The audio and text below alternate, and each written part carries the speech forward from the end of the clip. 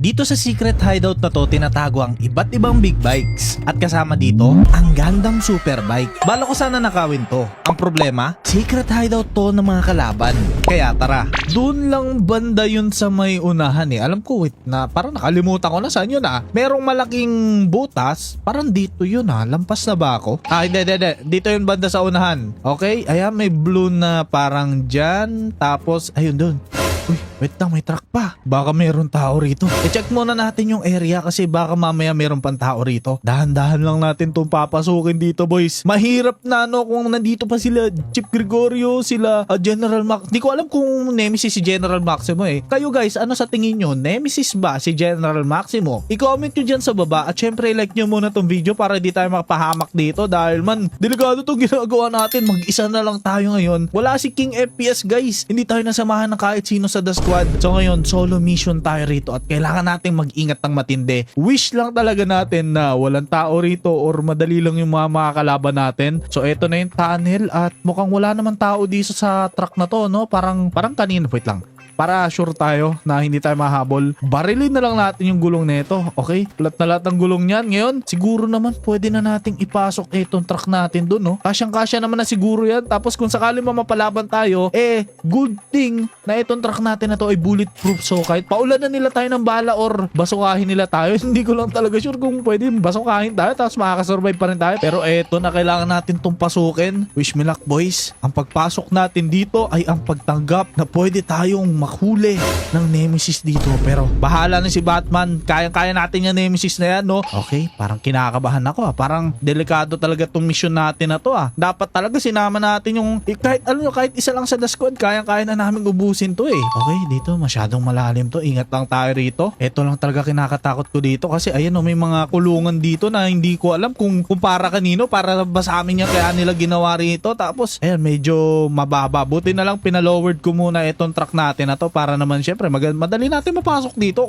Kung nakalip tong truck natin na to hindi natin mapapasok to. Sayang effort natin yan. Pero ayan, parang okay, parang wala naman tao. Wala rin ako nakitang motor which is hindi ko alam kung bad news or good news kasi nung nagpunta kami ni King FPS dito at nabawi namin yung Gundam Lamborghini ko merong tatlong Sanchez dun sa harap, tatlong motor na pang off-road at ngayon wala. Posibleng baka mayroong mga nagpunta rito na Nemesis. Tatlong Nemesis ang nagpunta. Sino kaya naman? Pero ready naman na tayo kung sakaling sino man sa kanila makaharap natin. Matik yan, tutumba natin yan. Pero eto na ang ating problema man. Ano kaya to? Magkakasya ba yung... Parang hindi magkakasya yung truck natin. Magkasya natin boys. Oh, ay grabe. Parang sinukat. Ayun yung nagkasya tayo. Okay, dire-diretso na lang natin to man. Meron pa tayong problema kung... Di, kasya naman tayo rito, okay? Asya, nice one. Parang sinukat pa rin yan. Napakarami pang tunnel dito boys, no? Hindi lang natatapos sa isa dahil, ayan, nakikita nyo. Pero parang kulungan dyan sa likuran and then dito may parang tunnel, no? Ngayon, hindi ko alam kung saan papunta itong mga tunnel na to. Hindi ko alam kung papunta ba yan sa kung ano mang legal or illegal pa rin. Baka mamaya, parte pa rin yan netong secret hideout ng Nemesis. Ayun, no? Mga daanan ng mga tubig. Tapos ito, parang mga kulungan to. Ayun, no? Kulungan yan, no? Naku, mahirap to kapag nahuli tayo. Tapos dito tayo kukulong, no? Pero hayaan nyo na. Kayang-kaya natin yan. Hindi tayo mahuhuli dito. At mukhang nandito na tayo ngayon, guys, no? Kailangan lang natin pabaliktad itong truck natin para kung sakali man nahabulin tayo ng Nemesis, madali tayo makakatakas. Tapos, syempre, lugi sila sa atin man. Kapag naka-Sanchez lang sila, nakamotor, di babangga-banggain natin sila gamit etong ating monster truck. Kailangan natin munang puntahan. Okay, parang walang tao dito ngayon, ah. Pero syempre, for safety purposes pa rin, kailangan natin maglabas dito ng baril. Dahan-dahan lang natin puntahan dito, no? So, last time nung nagpunta kami dito ni King FPS, dito lang namin nakita yung mga sasakyan. Okay, walang sasakyan dito. Parang madaling mag-adjust itong Nemesis na to, ah. Okay, wala dito, no? So, dito natin nakbuha yung police car, yung Gundam, tapos yung McLaren na W1 at nabenta namin yun, guys, ng 15 million. So, saan pa kaya nila pwedeng itago to? Kasi, napakalaki na ito man eh. Napakaganda ng secret hideout nila, no? Talagang dito talaga. Meron pa palang ano rito, secret na area dito. to. Okay, tingnan natin anong meron dito. Ay, meron pa pala rito pero kailangan natin mag-ingat to. I-secure muna natin yung area dito. Okay, mukhang wala naman tao. Ayun, may mga LPG. Anong ginagawa nila dito sa mga... parang ginagawa ata ito release na ng trend to. Ito alam ko na to kung saan to pero hindi ko madalas pinupuntahan to guys. Ngayon, ginawa na pala nilang secret hideout. At dun. Yan dyan sa harapan. Dyan nagaganap yung mga illegal na transaksyon ng mga mafia dito sa GTA 5. Dito sa syudad na to. Andito lang yung secret hideout or yung pinaggaganapan ng mga illegal na transaksyon ng The Nemesis. Ayan kung sino pa yung mga member na mga walang bitaw na Nemesis na yan. Uubusin ko kayo. Kaya natin yan The Nemesis. Pero ito meron ako nakitang container dito. Ayun o. Ito tama ba ako? Container to, di ba? Oo nga, container nga to, no? Puntahan nga natin to. Parang kasi merong laman yun eh. Okay. Tingnan natin baka merong laman, no? Baka sasakyan or oh my goodness man. Mga container nga. Okay, meron tayo rito nga isa, dalawa, and then tatlong container. Parang may laman ata. Ay, may laman to. Silipin natin ng maayos. Wait lang. Hindi ko makita ng maayos kung meron laman or hindi eh. Pero meron ako nakikita sa loob na kulay pula at kulay blue saka kulay pula, and then eto ay walang makita rito dito sa gilid wala rin makita rito. Ay to may siwang kaso meron bang laman dito? Ay ayun may nakikita ako, may laman nito, parang motor yung laman nito. Kailangan nating pang welding, kailangan nating maipasok rin yung truck natin. Wait lang, dalhin muna natin siguro yung truck natin dito. Medyo tricky to guys pero sige, subukan natin kung madadala natin yung truck natin dito. Okay, mukhang wala naman kasing tao rito, so mukhang safe naman na iakyat itong truck natin, although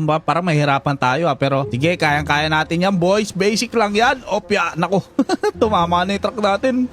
Okay, basic. Ngayon kailangan na lang nating mailabas dito sa medyo masikip na lugar to, pero kayang-kaya natin ilabas to rito. Kasya ba ta? Ito kasya to dito man. Okay, baba lang natin dito, and then meron dito ang sakto, may rampahan na maayos. Ay salamat, naiahon rin natin. Okay, mamaniobrahin lang natin, no. Kailangan natin dito ay weldingin natin to. Pero sakto, meron tayong mga equipments dito sa loob ng sasakyan na dala-dala natin para naman, alam nyo na, syempre magnanakaw tayo ng sasakyan at kumpleto tayo rito. Okay, re-ready lang natin siguro yung sasakyan natin na pag ganito. Kung sakali man na dumating yung mga backup nila, sasakay kagad tayo. Tapos takbo, hayaan nyo na to. Hindi worth it to kung buhay natin kapalit dito boys. Pero unahin natin dito sa dulo kasi meron ako nakitang motor dito so tara. Ayan, okay, kailangan lang muna natin tong i-welding na matapos natin, tapos maalis natin itong mga dikit-dikit nito para malaman natin kung anong nasa looban nitong container na to man. Nakita ko big bike kayo, nasilip ko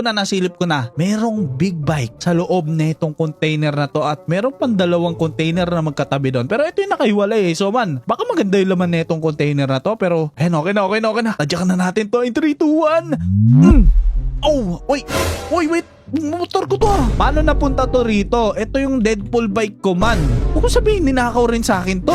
Naku, sobrang dami ko na kasing motor guys. Hindi ko na alam kung saan ko pinaglalagay ito mga motor ko. Pero man, parang may sira ito motor ko. Naku, tapos, ayan, nakikita nyo naman. Umuusok. Ayaw, naku, namamatay. Nagbubuga lang siya pero namamatay rin kaagad Ayun lang, ayaw talaga man. Naku, nasira yung motor ko. Ito yung Deadpool bike ko guys, no. Kaso lang nakikita nyo naman nausok yung Deadpool. Naku naman, minalas-malas talaga naman. So nanakaw rin nila sa akin. Eto, sana naman yung laman netong dalawa na to worth it. Kasi yun, akin yun Ninakaw ko lang ulit pabalik yun Ano ba yan? Binawi ko lang yan Sana naman may laman ito. Ito may laman, ito parang meron, hindi ko lang sure pero welding muna natin to.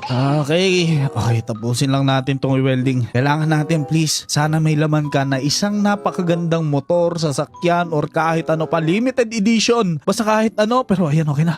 Sipain na natin to in 3, 2, 1. Ayaw bumukas. Ayun, naulo ko lang. Kaya pala na ulo. Pero, wait lang. Is this Hayabusa? Hayabusa nga ito man. Pero meron rin tayong problema, no? Wait lang. Ba't umuusok naman tong Hayabusa na to? Bakit? Parang matagal na ata to naiwan dito Kasi sira na, nakikita nyo, umuusok. Parang nag-overheat pa at naku, patay tayo dyan. Matinding ayusan ang kailangan natin dito. Pero ayan na nga, nakakuha tayo dito ng Hayabusa. So plus 1 to. Ang haba naman ng Hayabusa na to man. Look at this Hayabusa boy. Pero Pero ayan, focus muna tayo dito sa panghuli nating container kasi parang nararamdaman ko na napakaganda ng laman nitong container na to man. Excited na ako. Nabuksan na natin to man. Excited na ako dito. At ayun, di pa natin mabubuksan pala guys. Kailangan pa natin welding to. Madaling madali. Pero ayan, mabilis na lang to. Kanina ka pa po yung welding to. Ayan, okay na. 3, 2, 1. Okay. Oh my, what lang? Oh my goodness man. This is a Gundam Superbike. Meron palang gantong motor. Ay nakikita nyo naman oh. Yan yung nasa antena nung Gundam. Parang yan yung sungay niya. And then ito yung Gundam Shield. Pero pang Gundam hand. Panalo to man. Panalo to. Okay. Ngayon meron tayo rito 3 big bikes. Actually 2 lang dahil yung isa ay akin. Pero hindi ko alam eh. Kasi ang alam ko sa big bike ko 1 of 1 lang siya. So hindi ko alam kung akin ba talaga to or meron pang kambal yung big bike ko. Saka pa lang natin malalaman yung kapag pinunta ko muna sa garahe. Pero ayun na nga man. This is a Gundam Superbike. Futuristic yung itsura. Ayun o, Nazare. Oh grabe. Ang ganda. Man, tapos yung tambucho. Quad exhaust. Yung taillight niya nakalagay na dun oh. Talaga naman grabe. Napaka-futuristic netong motor na to. Pero oras na nga boys. Ikarga muna natin. Wait lang. Kailangan muna nating assess. Kasya ba? Ay hindi. Sakto naman to. Kakasya naman dito sa ating truck. So i-priority lang natin yung Gundam. Dahil yun ang pinaka-importante at pinaka-maganda dito boys. So tara. Ikarga muna natin itong 3 big bike na to no. Alright man. Ikarga na natin lahat to. So ayan. Inilagay ko talaga dito sa taas itong ating Gundam Superbike. Itong ating Deadpool big bike at etong ating napakahaba na Suzuki Hayabusa custom na yan boy. Pero yan na nga, dahil nakarga na natin, oras na para umalis sa lugar na to man. Dahil kada minuto na sinasayang natin dito ay minuto na pwede tayong restbackan ng The Nemesis dito sa lugar na to. So hindi ko kabisado to kaya babalik na lang tayo kung saan tayo nagpunta or pumasok at dito yon. Okay, akitin lang natin to rito. Dahan-dahan lang. Naku, sobrang bilis pala. Grabe. Nakikita nyo naman yung usok ng mga motor na yan man. Grabe naman yan. Sirang-sira yung 3 motor na to pero wala tayong magagawa. Kailangan pa rin natin gawin to. Kaya ngayon, dahil malayo pa tayo doon sa ating secret hideout, magkita-kita na lang tayo doon dahil ayusin ko na rin to para malaman na rin natin kung gaano kaganda nga ba itong mga nakuha natin. So tara, punta muna tayo doon guys. Alright, sa wakas nakarating na rin tayo rito ng walang kahit anong galos at wala naman nakasunod sa atin ng mga kalaban no. Tapos chinek ko na rin ito bago ako magpunta malapit sa secret hideout kung meron ba itong mga tracker or something na pwedeng masundan ng The Nemesis. Pero yun, wala naman ito lahat. Safe na safe itong mga motor na to at walang sasakyan ngayon sa secret hideout. Saan yung masasakyan yun dito? Kailangan na natin ito ngayong ibaba itong mga to at syempre kailangan rin nating ayusin itong 3 motor na to. Hindi ko alam kung ginamit na itong mga The Nemesis member hanggang sa mag-overheat o hindi lang talaga sila nagpapalit ng coolant tsaka ng engine oil dito sa mga motor na to. Kaya ganito ang nangyari dito sa mga motor na to. Nakita nyo naman no, matinding ayusan to pero syempre naman si Kent FPS to boy. Kayang-kaya natin gawin yan. So tara, simulan na nating ibaba at gawin ito mga motor na to. Syempre man, my eyes is on this super bike. Itong Gundam Superbike na to. So tara, simulan na natin to. Alright boys, and guess what man? Itong Deadpool na big bike na to hindi pala nag-iisa dahil ayan nakikita nyo naman man. 2 na yung ating Deadpool big bike. Meaning hindi pala nila tayo nanakawan at nakakuha pa nga tayo ng isang limited edition na Deadpool big bike. Look at that man. Tapos ito yung ating napakahabang Hayabusa. Ano? Ang ganda ng color combination na ito na red saka blue man. Tapos Kenta, alam ko 3 yung nakuha mo Kenta. Asan na yung Gundam Superbike? Oh my goodness man. Look at this big bike man. Grabe to. So meron tayo rito ang Gundam Superbike na look at that man. Grabe naman to. Sobrang ate naman ng design nitong motor na to. Pero alam nyo na, syempre naman kapag meron tayo, wait lang. Papakita ko muna talaga. Grabe malapitan. Wait lang, malapitan. Nakita nyo naman yung kanyang yung quad exhaust, yung kanyang mga gulong. Tapos man, yung napakalaking swing arm na yan. Tapos ito yung kanyang main engine. Tapos yan, etong motor na to take note, yung mga pyesa nito ay hindi napakadaling makuha. Actually, ginawa ko mismo sarili ko yung mga makina, yung ibang parte ng makina nito. At syempre naman, kapag ako gumawa, kailangan natin masubukan kung gaano kabilis yan. So tara, pumunta na tayo ngayon sa racetrack para malaman natin kung gaano nga ba kabilis etong Gundam Superbike na to. So tara. Alright man, and we are here sa racetrack ni Mang Robert, and this time, malalaman na natin kung gaano nga ba kabilis etong Gundam Superbike na to in 3, 2, 1, let's go! Oh my goodness, grabe yung kanyang start at na turbo man. Okay. Oh my my goodness, ang taas, ang lipad na. Grabe, delikado to. Oh, ay, grabe. Nakalanding na, pogi pa rin, no? Ganyan tayo kalupit, boys. At kung nagustuhan mo itong Gundam Superbike na to, like mo na tong video na to. At syempre, panoorin mo na kung paano ko nabawi itong aking Gundam Lamborghini. Kaya magkita-kita tayo dyan, guys. Paalam!